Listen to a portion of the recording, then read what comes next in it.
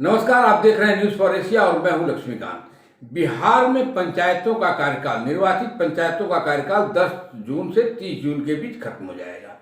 10 जून के और 30 जून के बीच में ही अलग अलग पंचायतों का शपथ ग्रहण समारोह आयोजित हुआ था और कार्यकाल खत्म होते ही वो पंचायतें भंग हो जाएंगी। ऐसे में बड़ा सवाल उठ रहा है कि क्या पंचायतों को भंग करके उनका अधिकार अधिकारियों को दे दिया जाएगा, क्योंकि अब कोरोना की वजह से चुनाव कराना संभव नहीं है। ऐसे में सवाल यही उठ रहा है कि आखिर जब पंचायत भंग हो जाएगी कार्यकाल पूरा होने के बाद तो होगा क्या। एक अनुमान है कि पंचायतों का अधिकार जो है अफसरों को दे दिया जाए, लेकिन सरकार शायद ही इसके लिए तैयार हो, क्योंकि कोरोना संकट के दौरान सरकार अफसरों को यदि देने का मतलब है पंचायतों का अधिकार कि कोरोना संकट के समय जो भी समस्याएं आएंगी उसके लिए सीधे सीधे सरकार जिम्मेदार होगी, पंचायतें जिम्मेदार नहीं होंगी। इसलिए माना जा रहा है कि सरकार अफसरों को पंचायतों की जिम्मेदारी देने से शायद बचे।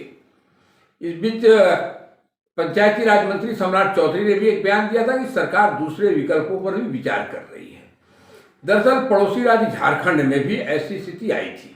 वहां भी पंचायतों का कार्यकाल खत्म हुआ, लेकिन पंचायतें भंग करने की बजाय वहां पर जो निर्वाचित प्रतिनिधि थे पंचायत के, उन्हीं की एक समिति बना करके और पंचायतों का कार्य उन्हीं को सौंप दिया गया है। बिहार में भी अब यह मांग उठने लगी है।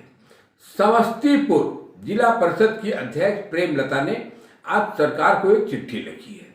उन्होंने पंचायती राज मंत्री और शिक्षा मंत्री को पत्र लिखा है और झारखंड का उदाहरण दिया है, जहां पंचायतों का कार्यकाल खत्म होने के बाद समिति गठित की गई निर्वाचन प्रतिनिधियों की और पंचायतों का कार्य वही देख रहे हैं।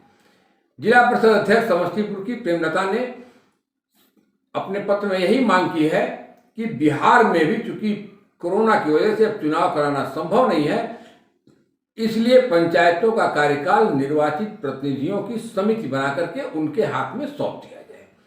अब देखना है इस विषय में सरकार आगे क्या फैसला लेती है, क्योंकि अब जो भी निर्णय लेना है 10 जून से 30 के पहले लेना है, क्योंकि 10 जून से 30 जून के बीच विभिन्न पंचायतों का कार्यकाल खत्म हो रहा है और कार्यकाल खत्म होते ही वह निर्वाचित जो पंचायत है वह भंग हो जाएगी। अब देखना है कि सरकार दूसरे राज्यों की तरह यहाँ भी निर्वाचित प्रतिनिधियों के हाथ में ही सत्ता सौंपती है, उनकी समिति बनाकर, या पंचायतों की सत्ता अफसरों के हाथ में देती है। आप हमारे साथ बने रहें, इस मामले में जो भी अपडेट होगा हम आपको बताते रहेंगे।